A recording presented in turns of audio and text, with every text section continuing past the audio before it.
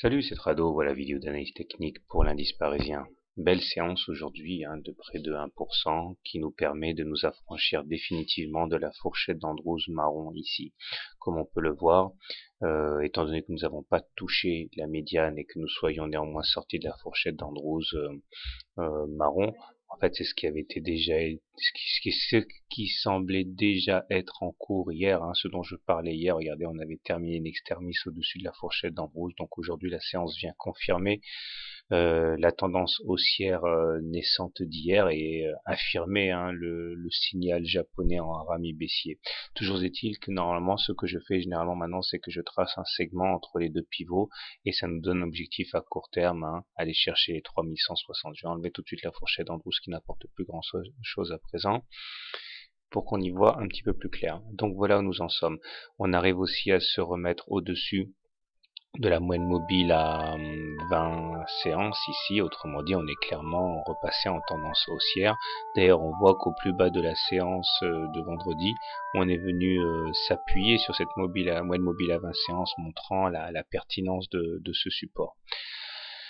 Les indicateurs techniques s'améliorent, le MACD croît son signal à la hausse, le stochastique est au-dessus de son signal, seul le momentum est sur des niveaux encore négatifs, mais on voit toute la puissance de frappe des banques, des hedge funds, des institutionnels qui n'ont pas intérêt à ce que la tendance passe baissière. Donc on finira finalement a priori sur une note assez positive au niveau des marchés. Alors prochain objectif de hausse, donc à part ce segment ocre, enfin marron, on a également pour objectif d'aller chercher la Bollinger supérieure, c'est-à-dire actuellement à 3200.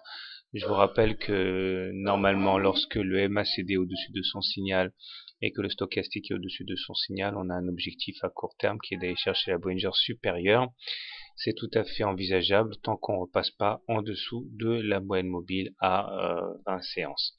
Voilà, au niveau des supports baissiers, des supports à la baisse, on a cette oblique bleue ici que je vous propose, mais également la moyenne mobile à 20 séances et la moyenne mobile à 7 séances, puisque celles-ci sont baissières, donc haussières, donc elles jouent le rôle de support. Un petit détour rapide du côté de l'hebdomadaire. Et là encore une fois, on entretient les espoirs puisque on voit que la bougie de la semaine vient clôturer in extremis au-dessus de la moyenne mobile à 20 semaines. Autrement dit, on casse à nouveau la tendance baissière. On n'est pas en tendance haussière puisque la moyenne mobile est toujours baissière, mais on casse la moyenne baissière. La tendance baissière, on est neutre. Mais attention, c'est pas la première fois que ça arrive. Il y a déjà 3 semaines de cela, on avait clôturé au-dessus, mais on avait replongé. Le problème, c'est que tant que la moyenne mobile à 20 semaines ne sera pas haussière, elle n'offrira pas de support fort en cas d'attaque baissière. Voilà, donc pour faire simple, on est en tendance neutre à moyen terme et en tendance haussière à court terme.